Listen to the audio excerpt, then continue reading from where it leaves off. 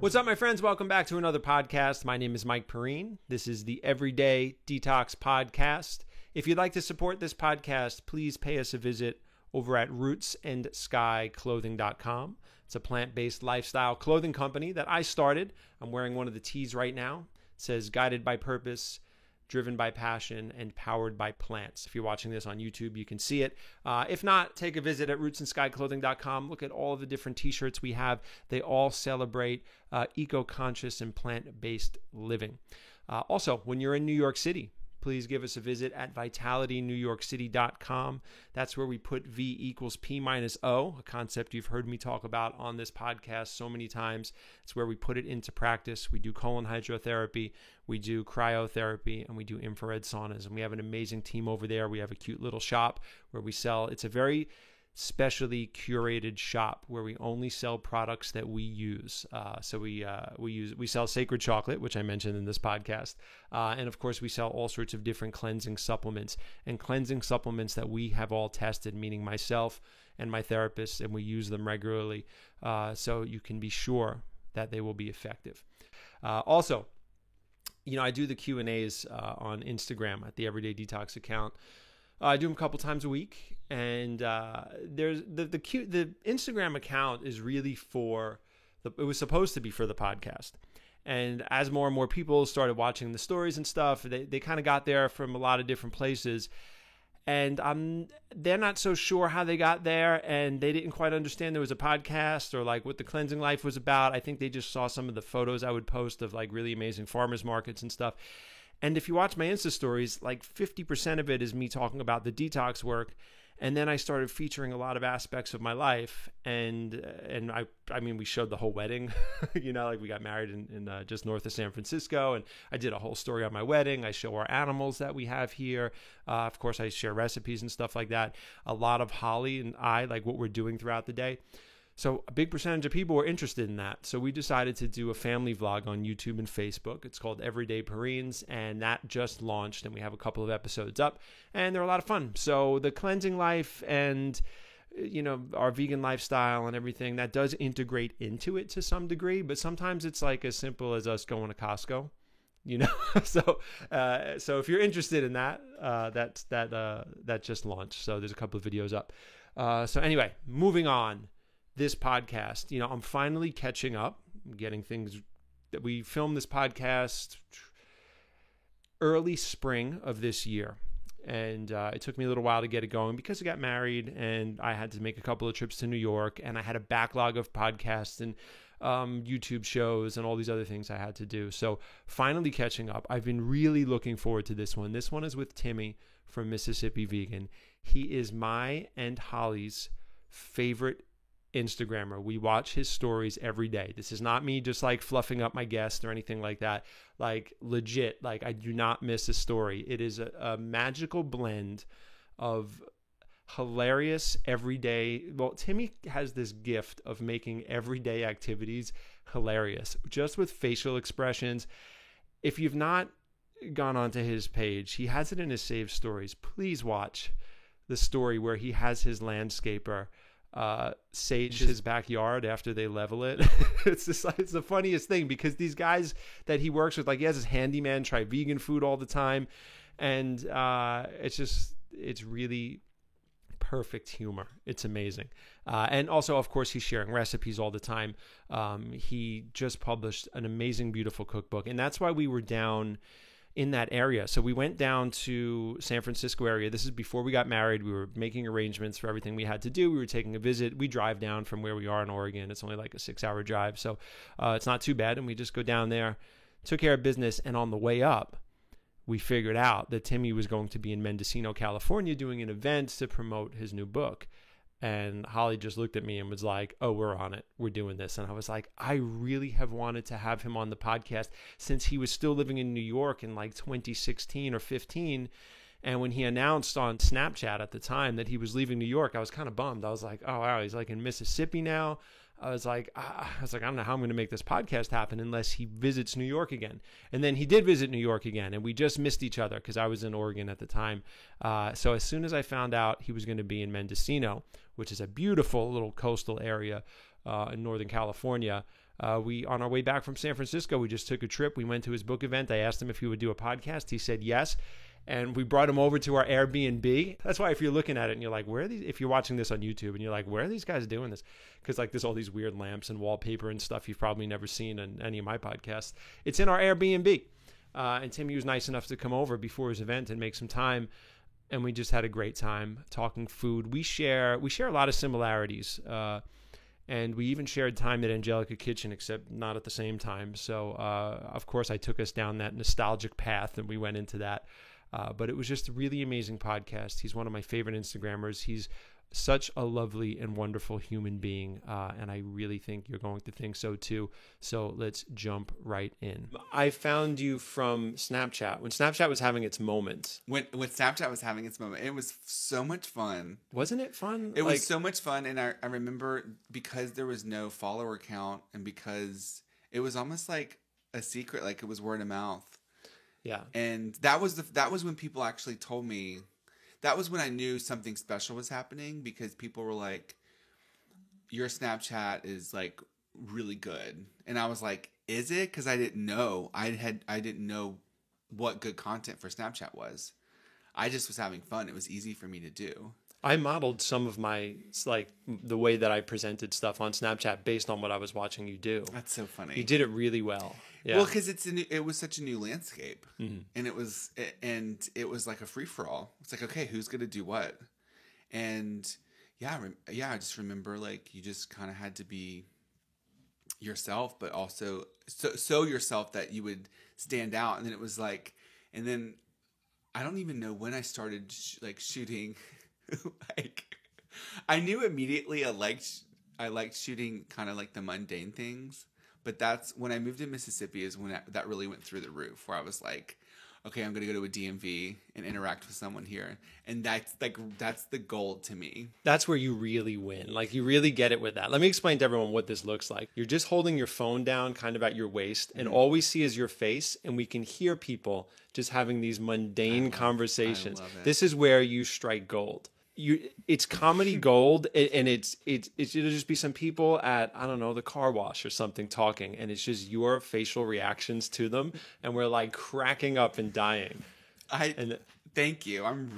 That's the work I'm most proud of, especially when I capture something that, like with Workman or something, or like I remember going to having my car repaired in Jackson, and I feel like it connects you with people because everyone goes through that and there's no thrills. It's like, it is what it is. But yeah, I would love to have and that's the thing, like, even if I did have a cooking show or a TV show, like, how could you even incorporate that? It's like, it's such a in the moment, like, and I'm able to get away with it because no one knows I'm doing it. And that's what I love. I remember someone was like, how do you get permission from all these people to do stories like that? And I'm like, what? Permission? Sometimes you bring them right into it though. Like you brought in somebody, they were like leveling your yard or bringing gravel and you had them sage the backyard. That was the best story in the world. We have this like blue collar guy just walking around and you're saying, can you help me sage my yard, please? Some of my best work. Yeah. It's funny because especially with Workmen, they just like listen to me. Like he totally took direction. I said, hold this. He was like, what is that? I like light it. He says, is that a devil worshiper? I'm like, what? Like, no, it's sage. And then I said, walk around. And he does it. Yeah. And he let me get into his bobcat. Like, it's so funny what people are willing to do. And my favorite part of that story was when he asked if my intern was my girlfriend. Oh, right.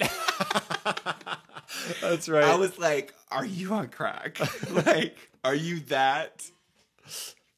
Well, you know, I when he asked if this was like Satanism or something, when you were giving him that, at first I was like, oh, he's kidding. But then I thought, well, maybe he's just very Christian and he can't even imagine that this would be anything else. You know? He's just never seen that before. Yeah. He's really sweet, Kyle. I mean, I'm going to hire him again to help me with my driveway.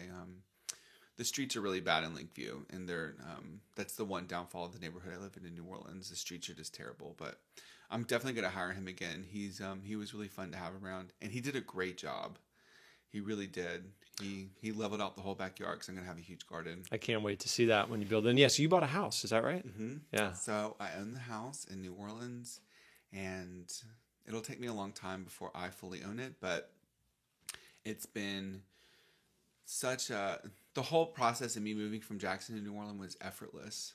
Like, it was still hard, but the decision to move there, searching for the house, moving in, it felt effortless. And when I say effortless, I mean it just felt right. It just all kind of just flowed and fell into place. And there's been a few signs that have happened that have let me know that I made the right decision in moving there. But you moved there. Did you have a base there? Because, like, I mean, aside from it being a cool city, like, if I were going to move somewhere, I don't know, just a random city that, like, it was, like, really cool and amazing, I knew they had good culture, I don't know if I'd buy the house right away. Yeah. But you were like, no, this is it. Well, so my family's from there. Oh, okay. Understood. My dad grew up in Algiers. My mom grew up in Lakeview. And I grew up in Gulfport, Biloxi, which is an hour away. Right. So I was always going to New Orleans as a kid. So it is like a home to you then. Okay. Because I was wondering about that. Totally. Now, do I have like a huge friend group there? No. I'm slowly building it. I have a handful of really good friends that I love, and I'm growing that. There's so much history there and culture, especially just culinary. Like, just I want to say culinarily. That's not a word. It can be, though. I've used it. Well, the food history there, just the food that's like, there is Cajun and Creole cuisine comes from there, and I think it's so special to recognize that a category of food was created because the U.S. isn't really known for the best food. Like, we're known for like hamburgers, hot dogs, French fries. The point I'm trying to make is I feel like California has kind of created like Alice Waters and even Deborah Madison. I don't know exactly where she's from, but I know I think she lives in Arizona. But they've kind of created this like farm to table food movement. And so, but that's not really like a culinary category like Cajun Creole. And then even New Orleans foods like po' boys and mufaladas were created there. So wait, Cajun Creole. I remember I used to watch The Essence of Emerald all the time, like way back in the 90s. And when cooking shows were good. When cooking shows were good, yeah. And so Cajun is city or? Cajun is more off the land. Okay. And more like, I would say, rustic. And then Creole is more refined city. Right. Okay. So I had it reversed. Okay. Yeah. Right. So Creole is more refined city. So, but I guess I didn't realize when I was a little kid how special it was that I was exposed to that. I grew up eating gumbo and jambalaya and etouffee and po' boys. And I also grew up eating traditional Southern food. So collard greens, turnip greens, Salisbury steak, gravy, rice and gravy, cream corn, fried okra. And so that's precisely what I wanted the book to really highlight, is the merging of, I was exposed to the Cajun Creole, Gulf Coast cuisine, and also Southern cuisine.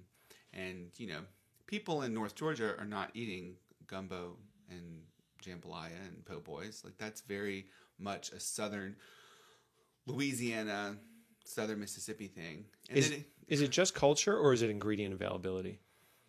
I think now po' boys are starting to, they're starting to become popular, but they don't have that bread.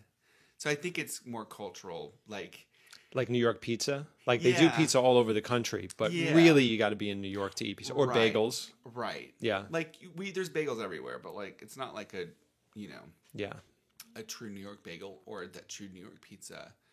And I think people will just use any kind of bread and call it a po' boy, and that's not a po' boy. It's a very specific, light, fluffy, highly processed bread. Like, it's not like this high quality bread, but it's light and chewy and airy, and it just gives the texture.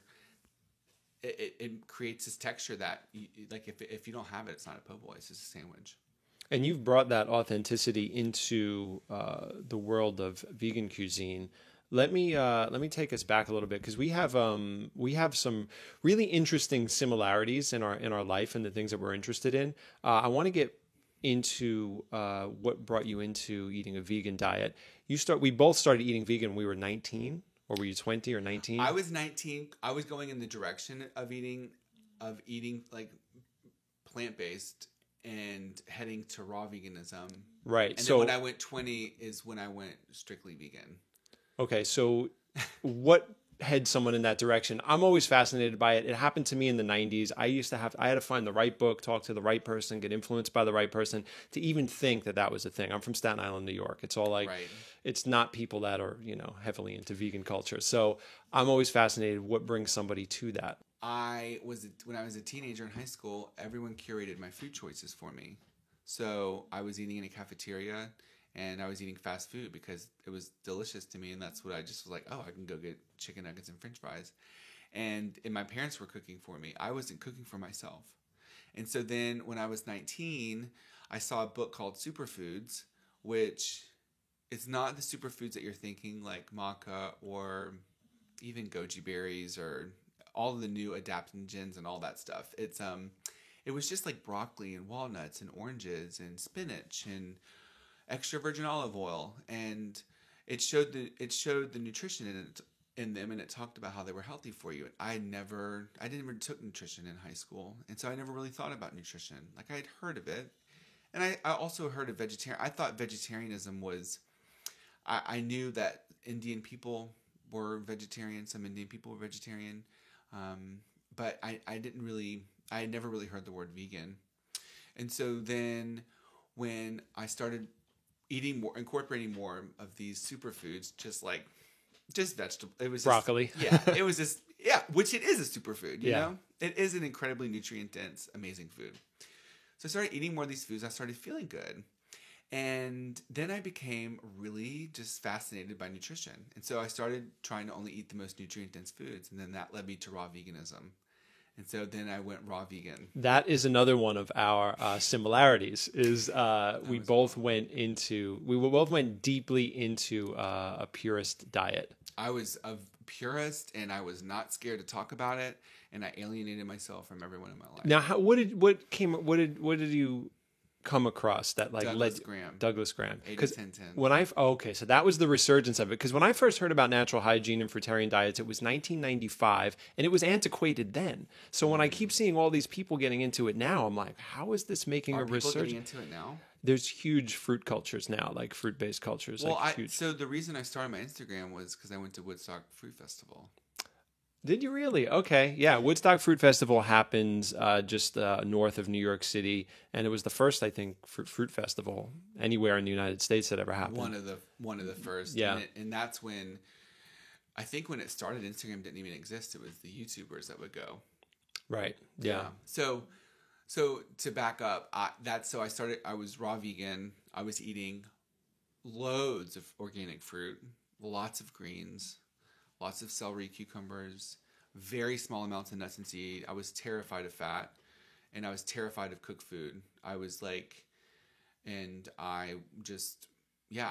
definitely had an eating disorder. I definitely had orthorexia. So not to the point where, okay, so for example, for my 20th birthday, I did a fast. I did a 4-day water fast by myself, which is not like you're supposed to be supervised. Mm-hmm. So I did a 4-day water fast, and then I was raw vegan for like probably 6 to 8 months, and then went to just high raw, where I would eat 3 large fruit meals a day. And at that point, I was super skinny, but my stomach I could eat a lot of fruit. I could eat like 11 bananas, and then at night I would eat a cooked carb diet. And then what happened is when I got into my 20s and I started to socialize more, and I stopped being such a condescending, just like argumentative raw vegan. I started just to, blossom socially, and then I would have people over, and I realized that I wanted to cook for people because I always loved cooking. And did you have a crew? Like, did you have like people that were doing this raw vegan thing with you? Not in Charleston. No, huh? No, not in Charleston. I had people that were that I had a farmer friend, and I had friends, and we would volunteer on the farm and things like that, and we would go foraging for fruit. But and I got really into yoga. So I had my crew with yoga. I started doing Ashtanga yoga. So your original friends and all your family were probably like, what is going on with you? And I lost so much weight because I was always like kind of overweight. And then when in high school, I took Adderall, and I was prescribed Adderall, and I lost weight in just like the worst way. And I smoked a pack of cigarettes a day. Oh, you smoked too. So you must have smoked detoxed pretty hard. You know, I started eating healthier though. And I started eating plant-based even though I didn't know that I was eating plant-based. Mm-hmm. And I started exercising. That was the other thing that the Superfoods book said. It said it's not just eating these healthy foods, but it's a combination of getting your heart rate up and breathing in fresh oxygen and getting sunshine. Really like basic concepts that powerful though. But yeah. I just needed to hear that. And so then I was like, oh, I'll go on a little jog. And so then I would go on jogs and listen to music. And the one thing about eating a high fruit diet is you do have a lot of energy and you do want to exercise and you want to stretch. I'm so glad that I was raw vegan because it taught me what it feels like to be light and airy and just completely energized. And I think it's great, and I think it's a great way to kind of reset yourself. But I think you just have to be careful not to alienate yourself from people. And I would advise anyone to do it to just I don't know, not be so hard on yourself about it and not be so strict. It's like, I think Colleen Patrick Goudreau always says, it says like, just because you can't be perfect at it doesn't mean you can't do something. Like we can do anything, like something. So like, even if we can try to eat more raw plants and vegetables and then have some cooked. It's like, but I think when I was raw vegan, it was like, it had to be 100% raw, no salt. I was under the impression I shouldn't even drink water because I should be eating enough water containing foods. Yeah. Very old school ideas. And I would tell people like, you shouldn't drink water because you're just not eating enough fruit. And like, you tell someone that and they're like, what? Like, what are you talking about? Well, in like 95, 96, I was reading something published by the Natural Hygiene Society, and they were talking about the dangers of eating herbs because they stimulate appetite. And I was like 20 something, and I was reading this, and I was like, that doesn't sound correct to me. I was like, that sounds a little bit over the top. So that's why I'm surprised that people are getting into this now. So what do you still like? So you went deep into that. And Doug Graham in 80-10-10 in that book, like, really almost brainwashed me. It made me scared of salt. It made me scared of eating anything cooked. And it just he's a very powerful writer. That book really has led a lot of people in a bad direction. And I'm sure it's helped people, but there was no wiggle room. Yeah. And it doesn't talk about how to socialize and how to live your life as a raw vegan. Yeah, I listened to somebody doing like a raw vegan diet that does an enema every day and like radical stuff on this podcast. And he talked about how he stopped going to his family holidays because there was too much talk about how he was eating and there was too much pressure on to eat something. And I was like, that sounds horrific. Like you've lost your whole family and you give yourself enemas every day. I'm telling you, it's alienating. Yeah. And that's always the initial stages though, because we think that we've learned something, right? Like you think that like we've been clued into something that the rest of humanity doesn't know about, and we want to like preach it from the mountaintop and we want to apply it perfectly. And so then after the health thing started to fade, I realized that the true core of my veganism was I just can't hurt animals. And so there was a combination of researching factory farming videos that I had never seen. No one had ever shown me. I'd never seen animals being treated that way. The first time you see it, isn't it like just a kick in the stomach? Oh, I like collapsed on the floor. I was crying. I called my mom. I was like, why didn't you tell me? She has no idea. No, not at all. She doesn't know. People don't know, and people don't want to know. And that I knew immediately that I was different than other people because I wanted to know, and I said I can't support this. And it was a switch to me. And it's so funny because people, and I'm not trying to sound like a dick, I'm not trying to sound condescending, but if I had a nickel for every time someone's like, well, I used to be vegan, it's like, you didn't used to be vegan. You never were vegan because you didn't get it. You didn't have that switch. You didn't have that shift in your perception where it's like, I can't support this. I'm going to do whatever it takes to not support hurting animals. And that's what I felt. And it was a very deep shift in my life, and I've been obsessive about a lot of things, and I've changed and done a lot of drastic things in my life, but the shift to veganism was the easiest, most permanent thing in my life. Like, to me, veganism is a heightened awareness, and it's a very strong connection to your ethics, into what you believe is right, and it's a celebration of abundance, and it's being connected to plants and mushrooms and nature in a way that it's very, very powerful. And I just find it disrespectful to the word and to the movement. And I don't think people mean to be that way, but that's, it's my opinion. And I just wish people would use the word correctly. And it's not just about diet, it's about a lot of different things. And so someone actually asked a question on Instagram, and they said, and I was going to throw these in at the end, but since we're talking about it now, and they wanted me to ask you, they said, when people get healthy, they tend to have an expanded awareness, and they said, but what about all of these judgmental vegans, all of these people that come across really harshly? And I thought of you, and I thought of you in your hunting shirt. Like it's not a hunting shirt, but you wear those like camo shirts that you love. It's like your signature look. And someone was throwing you some shade on Instagram for wearing that. And so that's the type of person they're talking about. And I guess they just wanted to know what your opinion is on those types of people. I think that there's a part of them that are cowards because they're just trolls on the internet, and they're saying something that they would never say to your face, that they would never bring up in person.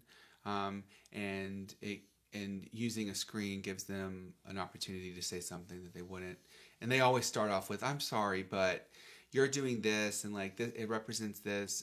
And it's bad for the vegan movement because it makes vegans overall look like we're crazy. And it's offensive to people like me who have dedicated my whole life to veganism. And I figured out a way to do it in a really positive, healthy, fun way. And for you to attack me and to say something like that, it makes you look like a complete idiot.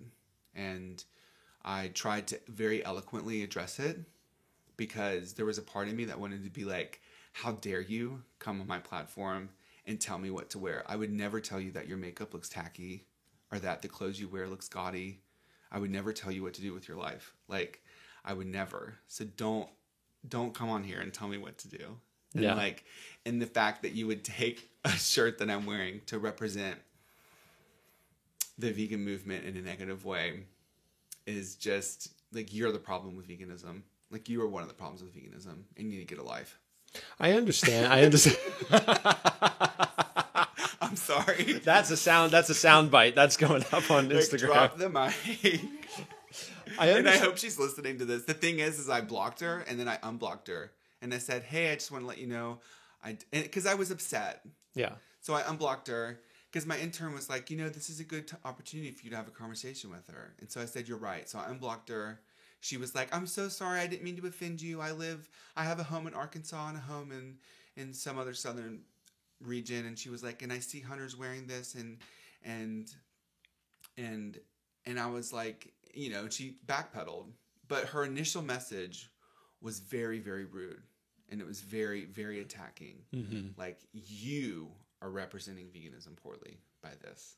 And so I just said, you have to be careful about how you talk to people. Like, I know I have a big following, and I'm like a big influencer, but I'm still a person. I'm very sensitive.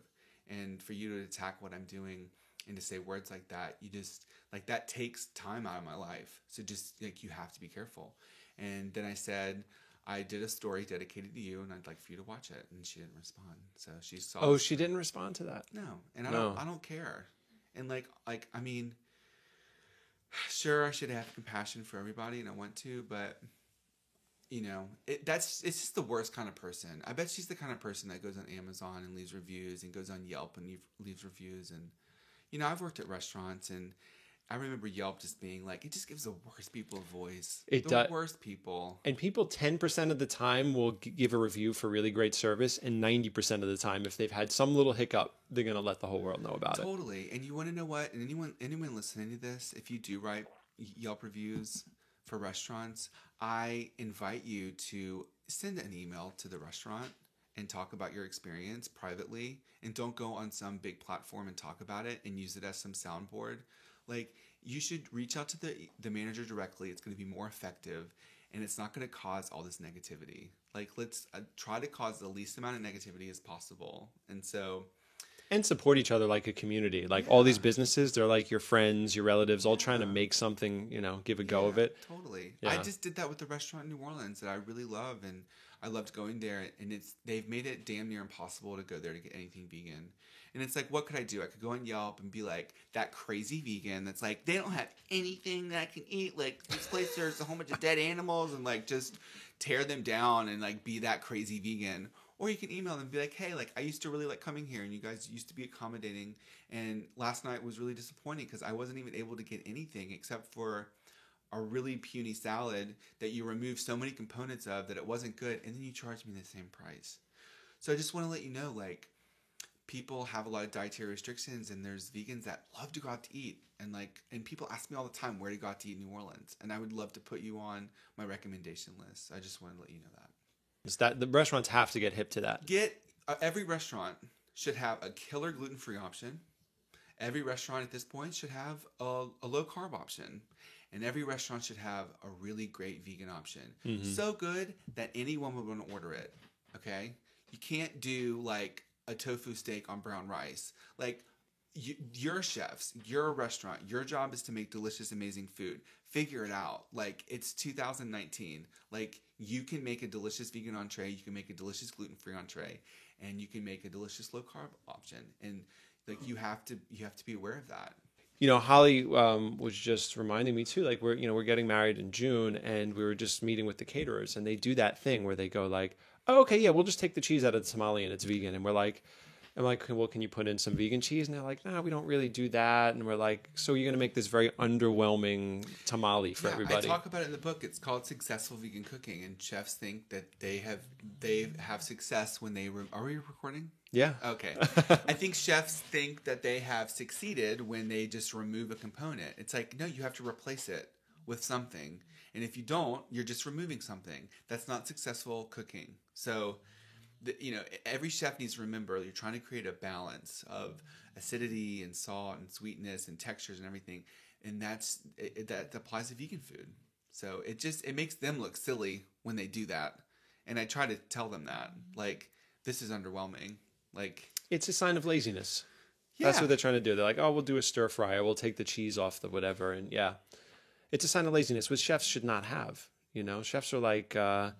Everything is a performance. I used to feel like a rock star when I was a chef. I was like, it's like being a rock star, but I don't have to. Mm-hmm. I don't have to stand on a stage. Like, I can present, my music out to the world, and you're trying to knock people off their feet with what you're presenting them.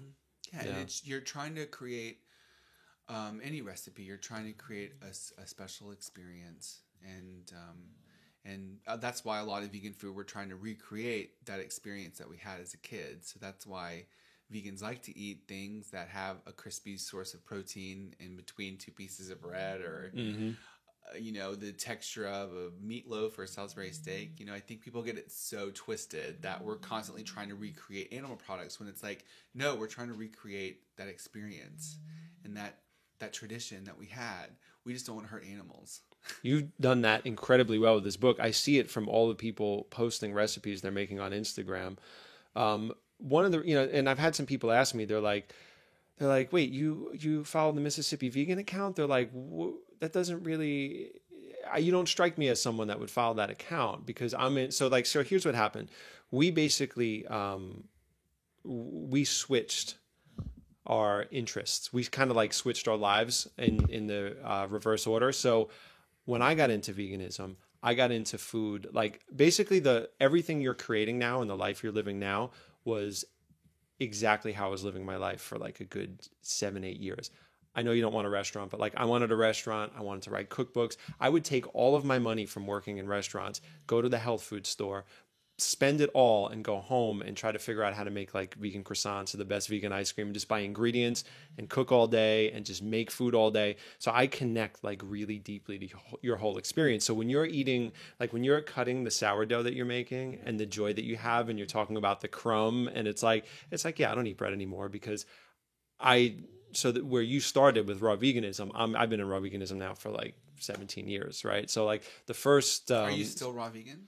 Just I eat some cooked food, like I eat like a baked sweet potato or like steamed vegetables, but Got like it. I'm not like, but I don't eat. I like we went for a tasting for vegan donuts for our wedding yesterday. Like I don't eat that stuff, and I don't eat Holly's given the. She loved it. It was so great. We did a whole story on it, and we were going to bring you some donuts, some of these vegan donuts, but I would not disrespect you with day old donuts.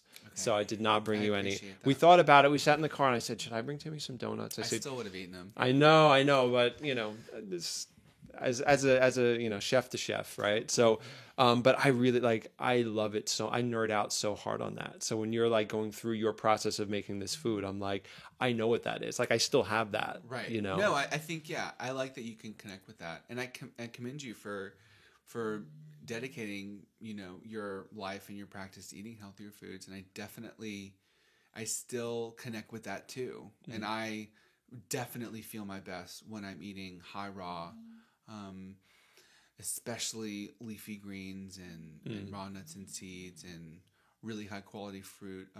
I really do feel my best, and I honestly, when I'm home, I eat a head of celery every day, and I try to eat a cucumber or two every day. It's my favorite food is high water content food that doesn't have a lot of sugar but has like a lot of texture. So celery is like my favorite food. I eat it literally every day, and because it makes me feel good, and it's loaded with nutrition. So I totally get where you're coming from. I guess with Mississippi Vegan, I feel like I'm the spokesperson for veganism in regards to celebrating delicious recipes and kind of showing people that you can still have these traditional recipes, and you can still have decadent, over the top food. I think this reflects though that you really know yourself, right? Because you were into a puritanical like raw vegan diet. It wasn't working for you, but you knew it was working for me. It wasn't working for your life though, right? my life. That's what I mean. That's what I mean. But Holistically, it wasn't working. But I did feel amazing, and I did learn to eat enough calories, because that's the hardest thing, is to eat enough calories to really and because I was exercising a lot. So so I guess it wasn't working for me. I don't want anyone to think that you can't be raw vegan and you have to have an eating disorder. Like that was my experience. Well, they know that from me. I actually talk on podcasts and people that talk specifically about eating disorders, and I'm always like, educate me, because for me, it never was that. There was so much enthusiasm around it. Like I just loved it, all the whole adventure of it, all the detox work. Like it just was always just exciting and great to me. Yeah, no, the enthusiasm was definitely there. Yeah. I think that I was misinterpreting that as obsession and yeah. But when I say, but like, who you are, like if you going on with the bread and like being, creating recipes, it's like, it seems like a huge part of your life. Yeah. Like if you were, like I had somebody, when I first got into raw veganism, I had somebody that was giving a lecture, and they were talking about taking a portobello mushroom and putting almond butter on it and a tomato slice and making a pizza. And I was just sitting there like, that's not going to work. Like, what are you talking about? Like, if you were living in that world, like you wouldn't be able to create all of this stuff. Well, and that's the funny thing about raw veganism is it's like, oh, I'll have a double bacon cheeseburger. It's raw vegan. And it's like a tomato with 2 pieces of lettuce. Yeah. And like the shredded carrots, the bacon. It's like, what are you talking about? Yeah, like, with soy, with lots of namashoyu all over it or yeah, something. it's like, that's not. So don't, like, that's not even close. But it still could be delicious. Yeah. But oh, so I make a delicious raw tomato sauce. No, I make a delicious raw tomato sauce with sun-dried tomatoes and garlic. If anybody didn't hear that, because these mics, they might not hear the whole room, Holly said it's like that tomato sauce you make. Is it the Giuliano tomato sauce? No. Do you know what I'm talking about? I met Giuliano on his first book tour, and I was like... Was he insane? What? So I walked in, so we were at Angelica Kitchen. That was one of my first cookbooks, because my aunt didn't know what to get me for my Christmas present. And so she got me that book because it was a raw vegan book. Yeah. And I remember being well like, done. You did good. Well done, This is exactly what... Yeah, the recipes are so complicated, though. There's just so many ingredients. I remember the ice cream was... And for some reason, all these little things get to sneak into the raw vegan world, right? So maple syrup's fine, even though it's like totally condensed and cooked, right? And like toasted sesame oil is fine, which I'm like, okay, I guess because it's a little bit, but in wine. Yeah, wine is okay. Chocolate. Like, okay. At the time, well, now we have raw chocolate.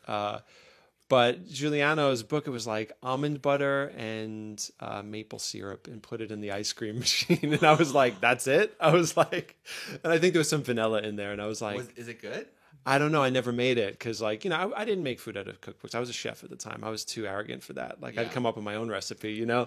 But he came and did an event, and we got invitations because we were chefs at Angelica, and the health food world was small. And I said, yeah, I want to go see this guy's raw food thing. And he was in there, and he was like juggling, you know, knives and cleavers, and he was wearing a little half shirt. And then he gets up and he's like, hello, everyone. I'm Giuliano. And I was like, of course this is him. And he's from LA.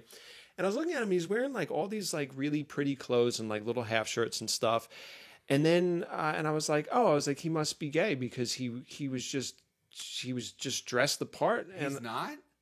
Exactly, Timmy. I thought he was. And then he wrote in my book, which I don't have anymore. He signed my book and he wrote like yoga, chicks, and raw food, dude, or something. And I was like, chicks? I was like, okay. I was like, I totally called that wrong. I was embarrassed. I was like, oh, well, maybe I'm just from Staten Island. Until this point, I thought he was gay. So yeah. I'm right there with you. That is so funny.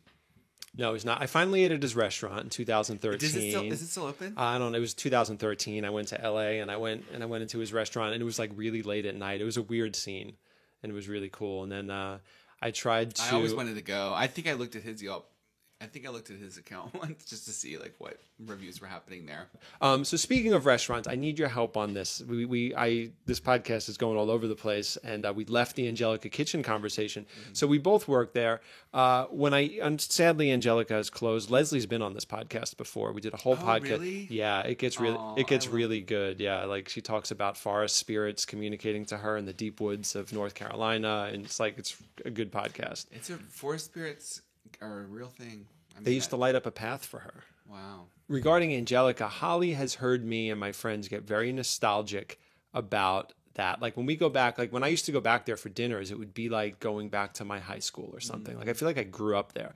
It was a very important place. And you really warmed my heart when you, on your blog, you had a post about like the top vegan restaurants, your favorite restaurants, and you put a place for Angelica even though they had closed. And there's a recipe from Angelica Kitchen in this book here.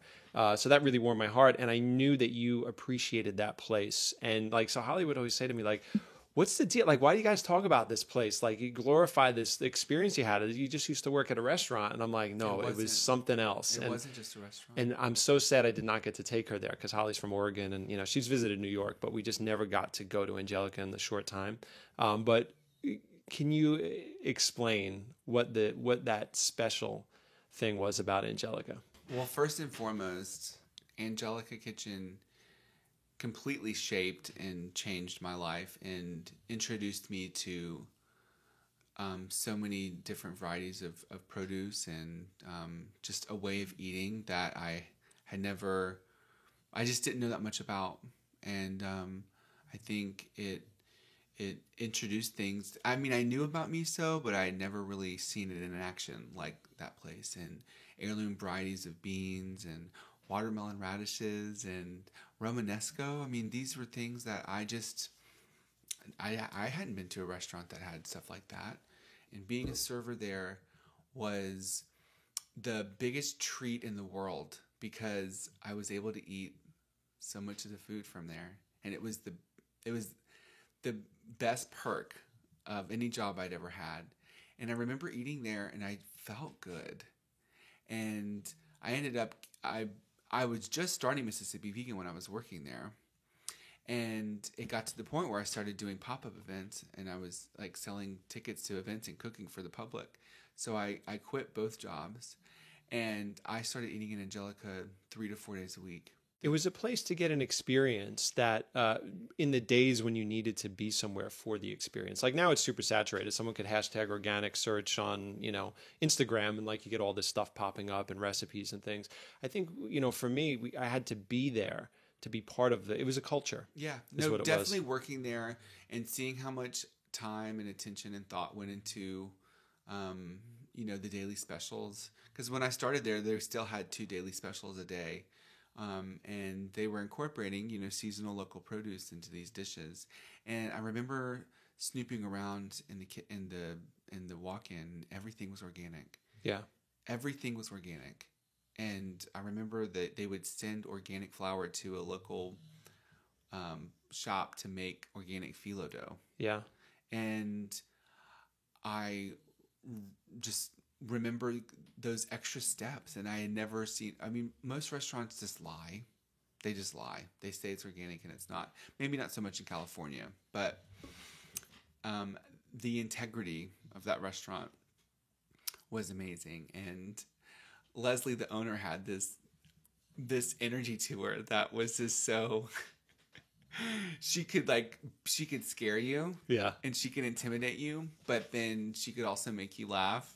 And she was a force at that restaurant. She was a force. Yeah. And yeah, I mean, talk about someone walks into a room and everyone shuts up. They and shut up. Listens to what she has to say. And but Leslie's integrity was unmatched. She used to have us go to this special place to get these bamboo chopsticks because we couldn't use chopsticks that were from any clear cutting of a forest at the restaurant. Like, she was like really on top of the concept of that restaurant. I remember having some of the best meals of my life there. When I would go there, and it would be a killer soup of the day, and I would share a pantry plate with a friend, and we would get a special like, I don't know, a peach glazed grilled tempeh with steamed broccoli and some grain with just the perfect crunchy toasted nutter seed and a little salad with the vinaigrette. It's just like, it just was the best. Unique, right? I told Leslie this. I said, there's a combination of ingredients, because Angelica Kitchen was kind of came together at a time when there were rules around health food. Like, you had to use brown rice syrup and maple syrup, or you could use this type of... And no nightshades. Yeah, no nightshades, chocolate. And there was a time, I think, and I'm sure I'll email her after I record this and she'll correct me, but I think there was a time where they were really aware of not using nightshades. Yes. With a lot of the specials, right? Yeah, we would bring them in occasionally, but like Nomato sauce was like a carrot beet sauce with vinegar to make it taste like a tomato sauce. Which is so funny, because that's, I think, like Gwyneth Paltrow from Goop is like bringing that back, but like, it's just so funny to show you that Angelica was so ahead of the curve. And because it was macrobiotic based, and it tried to bring in all of these other I just knocked down my notes, because it was trying to bring together all of these other cuisines, and because it had all of these people from South America, all these chefs from Colombia, Argentina, Mexico, like, you got a menu that was very, very eclectic. Like, you would not find these combinations anywhere else in other restaurants. Yeah, I remember some of the recipes with the heirloom beans and the masa and the corn that was used. And, just the sauces. It just... Native American connections. We had a lot of Native American farmers that used to provide us with corn and beans and teach us how to make them. The chefs used to have to go to these events and learn how to do these things. Yeah, I remember there was also that Angelica introduced to me tempeh too, and really showed me how it should be made. And I remember their mustardy tempeh that they would make, like the marinated tempeh. The marinades, yeah. Herbs. I remember there was like I think it was like a creamy cashew, like cardamom sauce or something that you would dip the tempeh in. Anyways, that place taught me how to, and it taught me so much too, like it'd say studded with, or they would do tempeh batons. Yeah.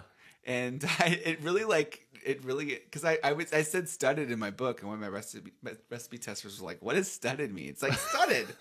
It's studded with edible flowers. Like, you're just like, placing them randomly on top. But funny enough, if you go back really early in my feed of Mississippi Vegan, you'll see there's a picture of like a spiralized watermelon radish, and that was the first time I'd ever seen that.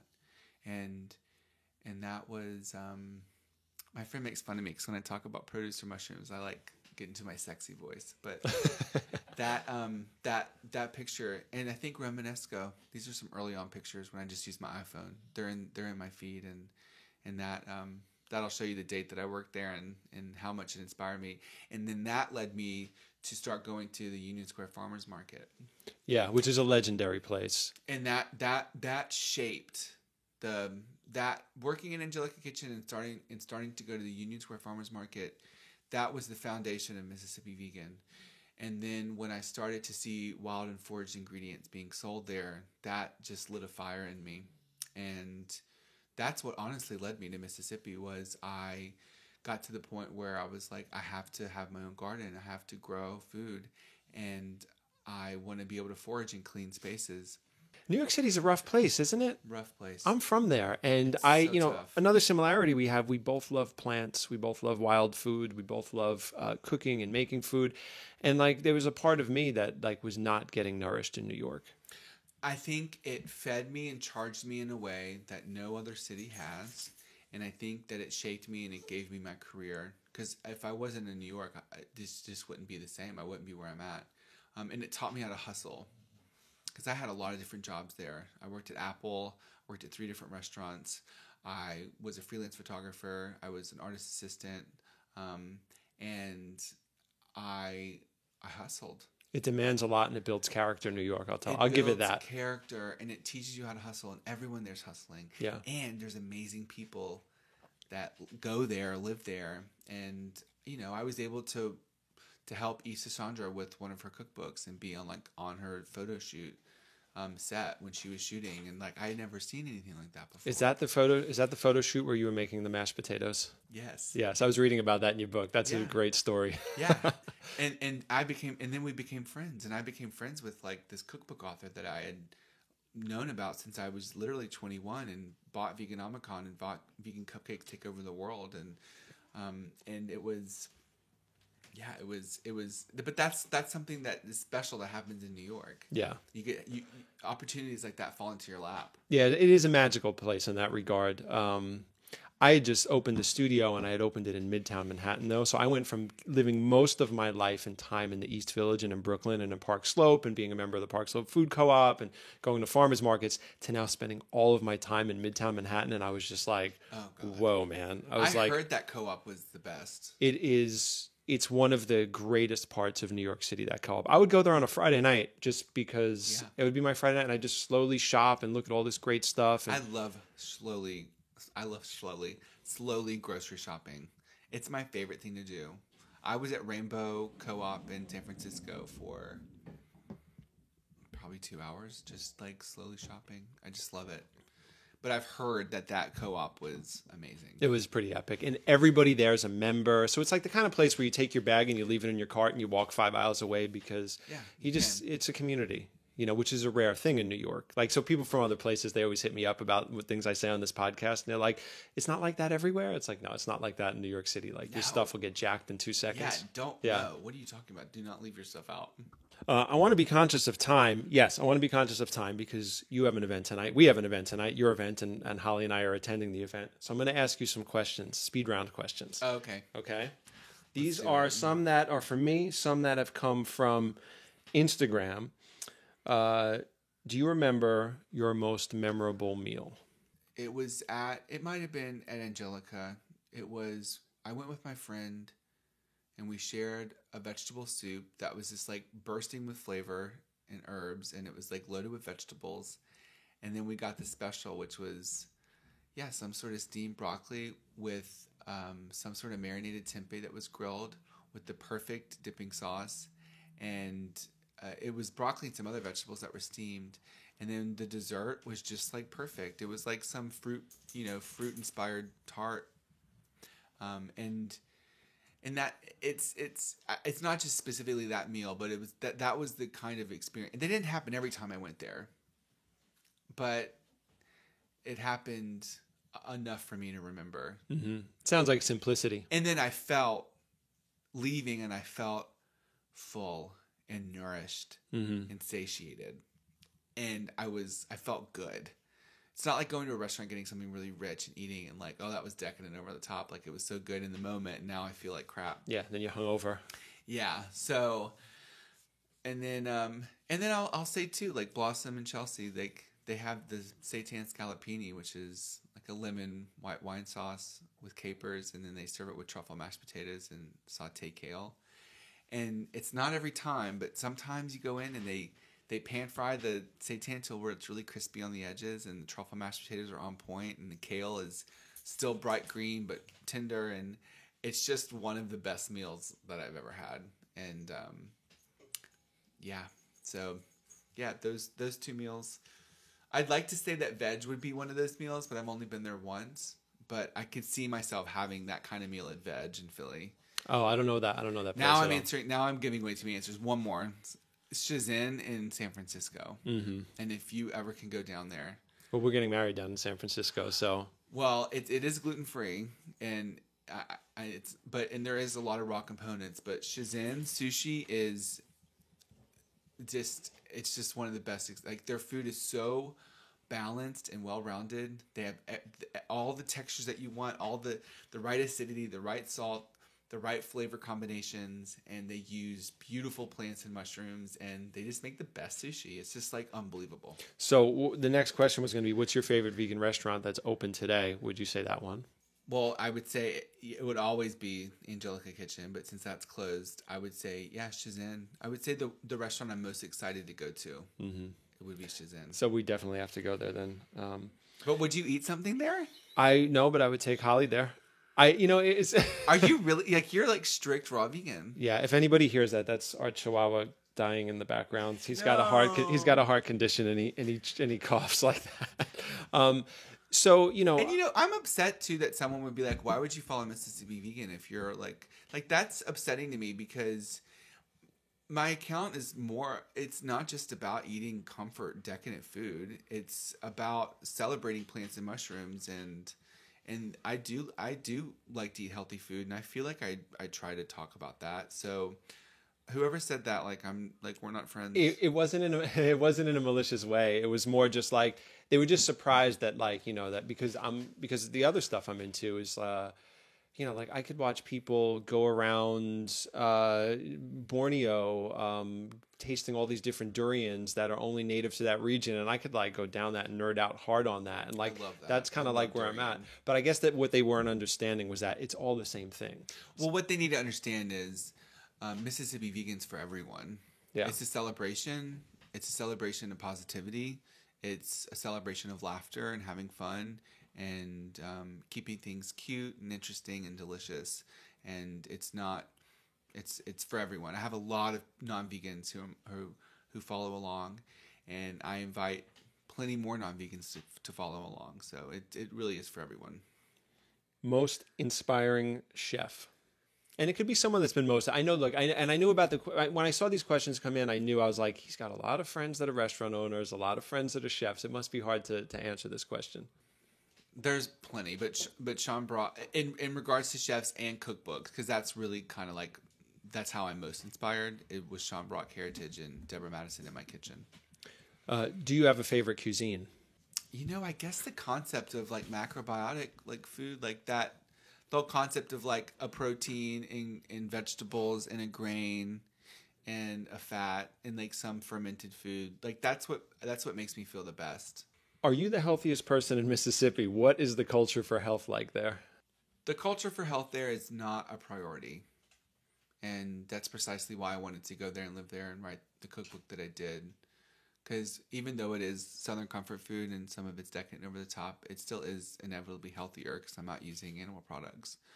And there are a lot of healthy recipes in the book, just simple vegetables. And the book, you can tell with the color of the photography in this book, there's so many vegetables. You would think that a very healthy cuisine would come out of the South because so much growth. Don't you have a long growing season? Yeah, we do. And that's the thing. And I think Mississippi, I feel like it lost the pride that it had in everyone having a garden and the produce that comes from there. And the cover of the book is local colorful bell peppers and an heirloom variety of okra, and there is a healthy undercurrent of food in Mississippi. And if you think about fresh watermelon and sweet potatoes and peanuts and black-eyed peas and lady peas and collard greens and turnip greens and okra, these are all really healthy, nutrient-dense foods. And the amount of wild edible mushrooms that grow in Mississippi, like chanterelles and lion's mane, and medicinal mushrooms like reishi, it really is a special place, and it's had a bad rap because I honestly blame it on that there's not a big city that's an outlier there. There's not a big progressive city that kind of balances the whole state. So like Louisiana has New Orleans. You take away New Orleans from Louisiana and you're left with Louisiana. It's like, kind of a country hit place. And it's a big place, and New Orleans is this tiny little spot on it. And Georgia too. Like you take away Atlanta, like take away Asheville from North Carolina, you take away Charleston from South Carolina. So I think that kind of works against it. And I am proud to be from Mississippi, and I am proud of the fact that I'm able to still enjoy the food that I grew up eating. And I just have switched around a few things, and I really like to embrace what I did grow up eating that was healthy. I did grow up picking fresh ripe blueberries, and I did grow up eating turnip greens, and I did grow up eating, rice, and the gumbo that my mom made was made up of a majority of vegetables. It does happen to have chicken and sausage in it. And I just wanted to show people that you can remove that and you can still have gumbo. It's still the same dish. It just doesn't have a few ingredients. And I'm replacing it with cooler ingredients like mushrooms. When are you adopting a rescue dog? I've been wanting to adopt a dog and name him Booger. And so I know I'll find the dog, like it'll have like bug eyes and like be kind of like weird and scrawny, and like that's Booger. But hold on to Pablo. Don't let Timmy go with the dog. But it's really important for me to be fair and to really respect the dog and its life, and I want to be around a lot. And right now, there's just so much up in the air with my career. I don't really know what's going to happen, and I like that I can travel, and I've talked to my mom and dad about it, and when it gets to the point that they would be willing to help me take care of the dog, which I think they will, especially if I get a cute dog named Booger, but I need some backup. And I'm single right now. Like if I had a boyfriend and like he could help, it'd be one thing, but right now I would want to make sure that I'm, because I know if I get a dog, I'm going to have a really deep connection with the dog, and it's going to be a very important creature in my life. And so, I'm kind of waiting till things maybe settle down a little bit. It's hard. I mean, look, just for this trip, we took the 2 dogs, the cat's at home, and there's 5 chickens that need to get cared for too. It's like, just to think like, oh, we're going to take a 4-day trip. It's like, whoa. So my question for you is, what do you do with the eggs for your chicken? Bailey eats an egg a day. That is genius. Yeah. Because they're really good for dogs. Yeah. So, like, I'm amazed. Like, this is my first time ever being around chickens the last couple of years. And, like, I take care of them every morning. They're really interesting creatures. They make, like, 5... We have 5 chickens. We can get anywhere from, like, 2 to 4 eggs a day. So that's every day, except for, like, this one period when they're molting. They don't make them. Dog food. That's a really... So there's eggs. Friends have them. Holly will have them sometimes. But that's really the only animal food she'll ever eat is just the eggs from the chickens. Yeah, I have a friend here who's... Yeah, she... she's plant-based, but she eats really high-quality eggs sometimes. And they're pampered animals, It's like they're like glorified pets, It's like we take care of them. They have heat lamps. And they love to eat food scraps. Oh, yeah. They're so helpful for gardening, having chickens, because they dig through the soil. They're constantly aerating the soil. They're pooping all over the place. They'll eat insects in the yard. It's really good. Good for food scraps. So I'm learning. I'm going with it. I'm loving it. Yeah, I could see myself having some chickens one day. I think it would be great in your garden that you have. I think you'd fall in love with them. They're very complex. I didn't realize how complex they are. Yeah. It makes the animal cruelty part even more magnified. When I look at the stress they can go under from the tiniest little change, the relationships they have. Some are really dumb. Some are really smart. It's just they're just like humans. Yeah. It's just like dogs. Like some dogs have these booming personalities that you want to be friends with, and some are like, I don't really want to get. I wouldn't want to get a drink with you. You know what I mean? But I will say, like in Mississippi, I was reminded I'm behind trucks that are jammed with 100 chickens, and you can see them, and it's like my heart just sinks when I see that, and that's precisely like what I'm talking about with the chicken industry and egg industry. It's like that's really where it's coming from. So. I know it's hard to face, but if you're listening and like you've never seen that, like it happens. There are trucks with hundreds of chickens that are jammed in cages, and it's the most depressing thing to see. Yeah, and they're covered in like feces and stuff. It's just really bad. And all of our chickens are rescues. So we found one on the side of the road. Great. Holly rescued one from a parking lot that was like dehydrated, running around, like that's got great. Lost. One of them is this big, beautiful bird, and she was just too old to lay. And once a bird is too old to lay, farming people just, they get rid of the bird. So we're like, nope, we're taking that bird. Aww. So she retired with us. But okay, I know we got to go. Last question. Any advice to chefs or food bloggers or potential cookbook authors? Because you hit everything at the right moment. Mm-hmm. So like, remember I said, I know a lot of chefs, and like we almost had the same life at one point with our approach to food and wanting to create things. In the 90s and in the early 2000s, it was a lot more difficult to create than it is now. Now we have the internet, the phone, technology, beautiful pictures, stories. It's just a lot easier to create stuff. You struck right at the right moment where you were able to build your own brand, DIY, totally self-made. What advice do you have to people that want to do that might be struggling? It's not for the lighthearted. You have to really love it. And you have to make sure that you have fun. And that you don't burn yourself out. And the best advice I can give anyone is have fun and make sure that you're in a good mood as much as possible. Because when you're not, you're going to burn out. And if early on you're feeling defeated and you're feeling like it's too much work or you're getting burned out, then it's probably not for you. It's probably not for you. I've had so many people try to start, and early on they're not getting the results they want. They feel defeated. They're burned out. I'm like, it's not for you, girl. It's not for you. Like you have to love what you're doing. It has to be, and that's why Mississippi Vegan's been so successful, because it's my life. It's my life. It's my day-to-day life. It's my creative life. And it's a lot of my personal life. And there's definitely a section of myself that I keep off of Instagram for professional reasons. But overall, it's me having fun and being in a good mood. We get that. That's why your account is outrageously amazing. Thank you so much. It means the world to me. And when I go on these trips and I do book signings and I meet people and they run up to me and they give me a hug like they know me, because they do know me.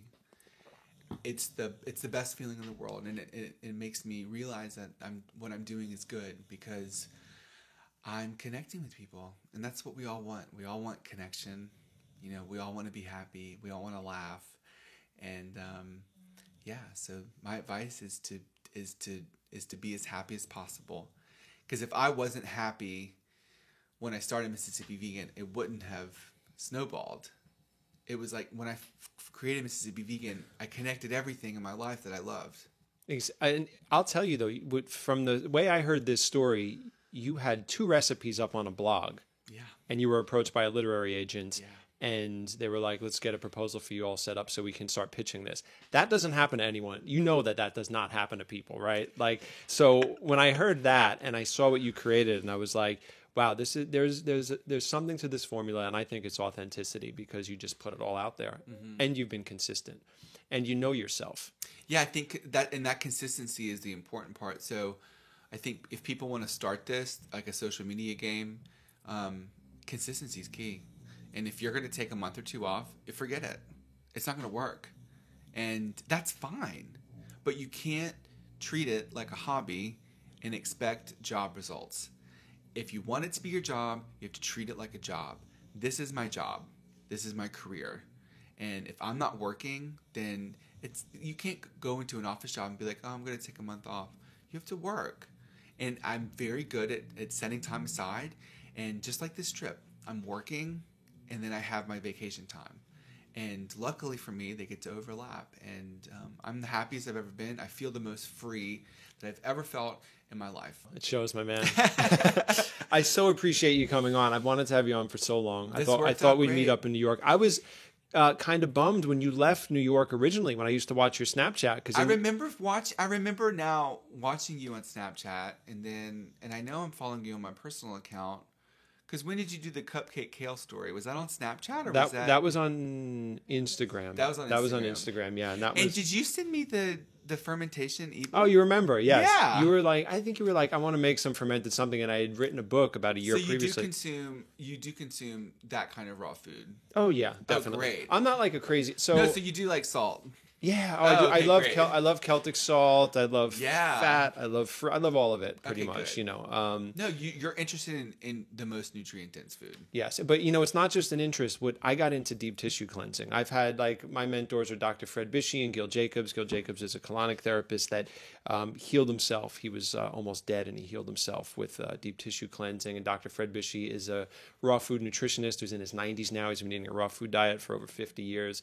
Both happen to be from Staten Island, which is strange because, like I had said, it's not a place where that type of culture is, but yet it has these people there.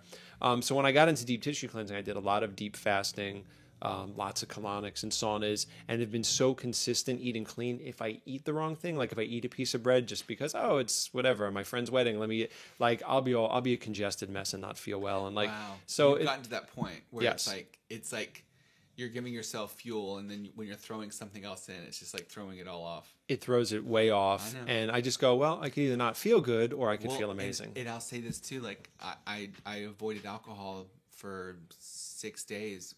Right. When I was up in Northern California, and then when I didn't have any internet, and the other night I had a glass of wine, and I mean I can drink, but last night I was able to only have one glass, and I can immediately feel it. And it was so empowering for me to be like, oh my God, I've been being able to tolerate this because I've been consuming it so much, but now I can actually see how it's making me feel. And you almost feel like we are drinking alcohol, but it changes from like enjoying a glass of wine to like ingesting alcohol. Well, we acclimate to what we do. Yeah. So, and once we start detoxing through it consistently, not like a weekend detox, but like, not like the juice cleanse craze, but like when people go, oh, I'm into this now for 17 years. Like, I can't just be like, yeah, I'll eat some of that vegan cake. Cause it's just like, you have to be, you have to be careful. Speaking of goodness, we brought you some. This looks amazing. Yeah, so this is from not grown in Oregon, but this is a company called Wilderness Poets from Oregon, and they grind all of their own nut butters, and I just absolutely love them. It's delicious. So I wanted to bring you some. Well, pistachios are probably my favorite nut. They're one of my favorite nuts. Aside from pecans, but pistachios are the most flavorful and buttery. Yeah, I actually have a recipe that's coming on the blog. It's a pistachio tofu ricotta. And it's not out yet, but it's coming. It's on the way. And then Sacred Chocolate. Obviously not made in Oregon, but we sell this at the studio in New York. And have you ever had it? No. It's a raw food chocolate. This shape is based on the Fibonacci sequence. It's like super wild David Wolf. David Wolf. So David always said that this was the best chocolate in the world. And then one day I had it. I brought some to Holly, and she was like, have you ever had this? And I was like, no. And then she said, you should try this. And I took a bite and I went, wow, this might be some of the best vegan chocolate I have ever had. So we talk about it on this podcast sometimes. And the coconut's the milk? Probably, yeah. And then what's this? Hot this sauce? Is an Oregon company that makes a lacto-fermented raw hot sauce. And this is raw unrefrigerated? You probably want to keep it. I mean, we've kept it cool the last couple of days, keep it but in the fridge. Yeah. There were so many more things that we wanted to bring from Oregon, but all the good stuff is glass and in jars and beverages. And I knew that you're flying, so I didn't know. I was like, I don't want to bring them. This is so sweet. No, this is great. I'm gonna just. And this is one of our local artists in Ashland. Makes all of these prints. Sometimes they're bumblebees, sometimes they're flowers, sometimes they're vegetables. So I just wanted to bring you that. So. Oh my gosh. She carves the stamps and she makes them herself, and she sells them at the farmer's market. Yo, this is so sweet. That's so touching. Well, and you're going to bring that so I can sign it at the... Oh, yeah, absolutely. Yeah, we bought this at Herbivore Books. I want to do a book signing there. Yeah, it's a cool little shop. I'm going to go there. I want to go there in the spring It's in Portland, right? Yeah, it's in Portland. Yeah, it's a really cool shop.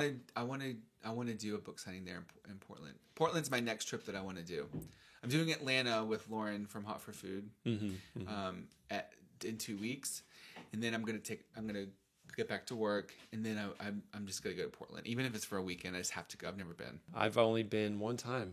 We have very good friends up there, and it's a really great town, especially if you eat plant-based. It's fun. Yeah. And very produce cool. too, yeah. Yeah, and produce. I didn't get to see the markets yet, but my man, thank you so much. I had such a good time catching up with you. It was a long time in the works on my end. I really wanted to get you on, so thank you for agreeing to do it. And yeah, man, let's go to your event. Let's have a good time. All right. Thanks for listening, guys. Bye.